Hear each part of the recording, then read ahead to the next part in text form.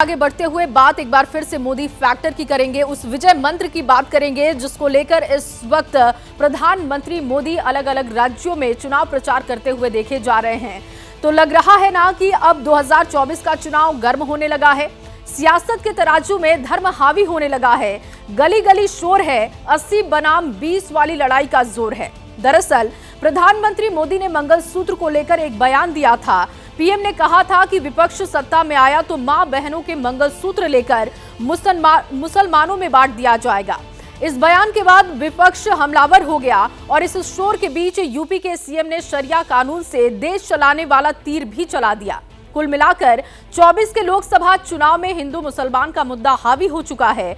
सवाल है कि मोदी मंगलसूत्र और मुसलमान के बीच घिरा चुनाव किस तरफ जा रहा है।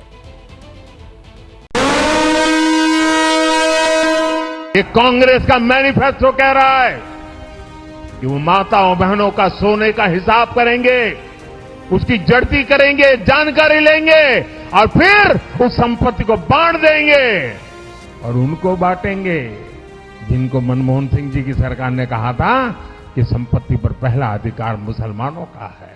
मेरी माताओं बहनों, ये आपका मंगलसूत्र भी बचने नहीं देंगे।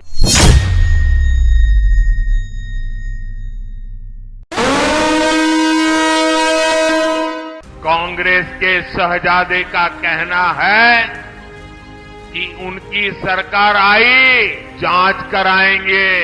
हमारे देश में माताओं बहनों के पास जो सोना होता है, कितना ही कम क्यों न हो, वो स्त्री धन होता है, पवित्र माना जाता है। उनका मंगलसूत्र, उस पर उन लोगों की नजर है।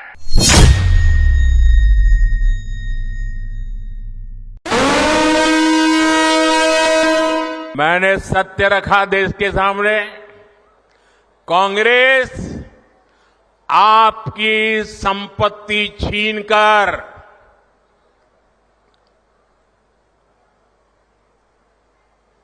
उनके खास लोगों को बांटने की गहरी साजिश रचकर बैठी है।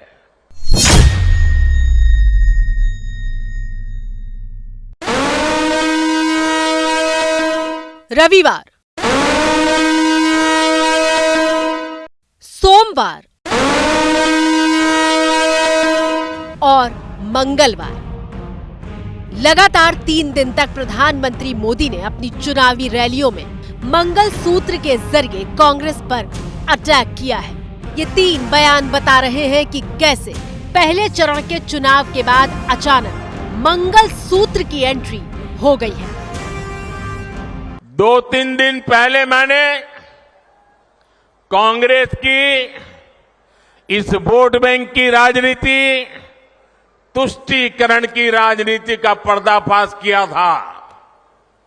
इससे कांग्रेस और उसको सिस्टम में उनको इतनी मिर्ची लगी है, इतनी मिर्ची लगी है कि वो हर तरफ गालियां देने में टूट पड़े।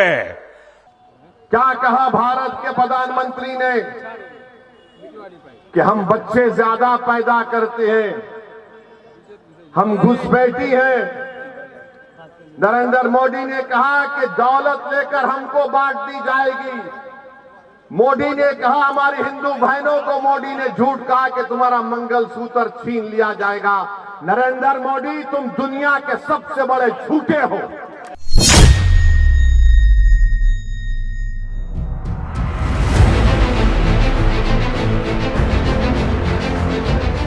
दरअसल फर्स्ट फेज के लोकसभा चुनाव में धार्मिक ध्रुवीकरण का शोर सुनाई नहीं दिया था। पहले चरण के चुनाव प्रचार में हिंदू मुसलमान के मुद्दे का जोर नहीं दिखाई दिया था।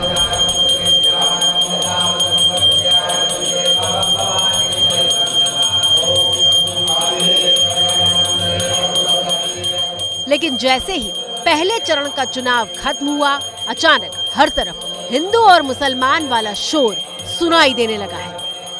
133 करोड़ जनता के वजीर आजम जो कहते हैं, झूठ कहते हैं सबका साथ सबका विकास, मगर कल का भाषण नरेंद्र मोदी का ऐसा नजर आ रहा था कि हिटलर बोल रहा है, भारत का वजीर आजम नहीं बोल रहा है। शोर भी ऐसा कि यूपी के सीएम योगी आदित्यनाथ चुनावी रैली में सवाल पूछ रहे हैं कि देश संविधान से चलेगा या फिर शरिया से।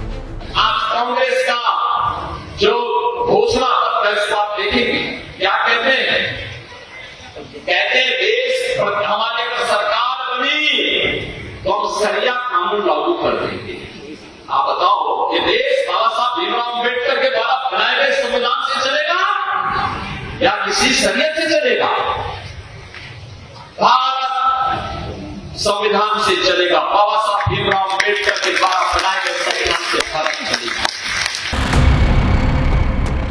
लेकिन सवाल यह है कि आखिर ऐसा क्या हुआ कि चुनाव में हिंदू मुसलमान का शोर सुनाई देने लगा।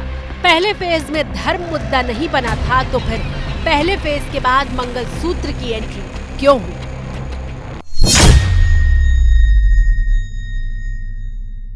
मैं आज कांग्रेस पार्टी को पूछना चाहता हूं, आपके घोषणा पत्र में सर्वे की बात है या नहीं है? राहुल बाबा देश के नाम में स्पष्ट करे।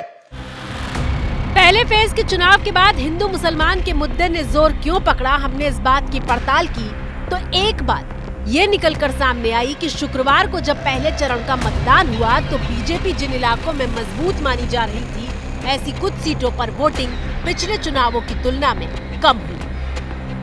पहले चरण के चुनाव में कम वोटिंग होने के पीछे की वजह मानी गई कि चुनाव अभी गर्म ही नहीं हुआ है।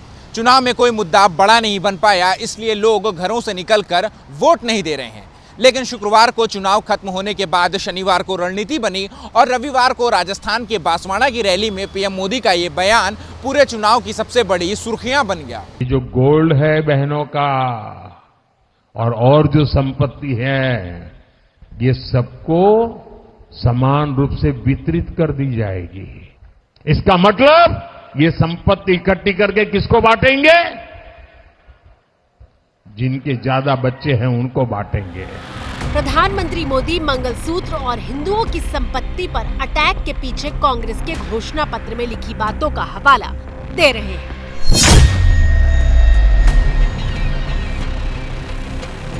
बार बार राहुल गांधी के एक बयान को कोट कर रहे हैं, तो हमने सबसे पहले राहुल गांधी के उस बयान को ढूंढने की कोशिश की। पड़ताल में सामने आई ये तस्वीरें जो 6 अप्रैल की हैं, जब राहुल गांधी ने न्याय पत्र के नाम से कांग्रेस के घोषणा पत्र की लॉन्च रैली का आयोजन हैदराबाद में किया था। हम कांग्रेस पार्टी का मैनिफेस्टो इनॉग्रेट करने आए हैं। और फिर हैदराबाद में ही अपनी इस रैली में राहुल गांधी ने एक बयान दिया था जिसमें उन्होंने आर्थिक सर्वे की बात कही।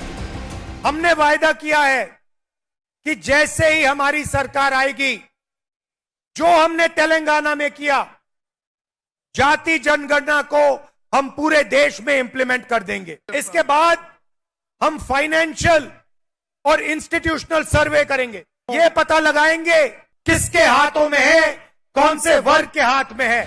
हालांकि ये बयान राहुल गांधी ने 6 अप्रैल को दिया था, लेकिन इसका इस्तेमाल बीजेपी ने पहले चरण के चुनाव में नहीं किया। लेकिन दूसरे चरण का चुनाव राहुल गांधी के इस बयान के ही इर्द गिर्द घूम रहा है। हमने कांग्रेस का घोषणा पत्र भी खंगाला, जिसमें लिखा है कांग्रेस राष्ट्रव्यापी आर्थिक सामाजिक जाति जनगणना करवाएगी। इसके माध्यम से कांग्रेस जातियों, उपजातियों और उनकी सामाजिक आर्थिक स्थिति का पता लगाएगी। जनगणना से प्राप्त आंकड़ों के आधार पर कांग्रेस उनकी स्थिति में सुधार के लिए सकारात्मक कदम उठाएगी। इसके आगे लिखा है कांग्रेस नीतियों में उपयुक्त बदलाव करके धन और आय के मामले में बढ़ती असमानता का समाधान करेगी। पहला कदम होगा जाति जनगणना, उसके बाद आर्थिक सर्वे।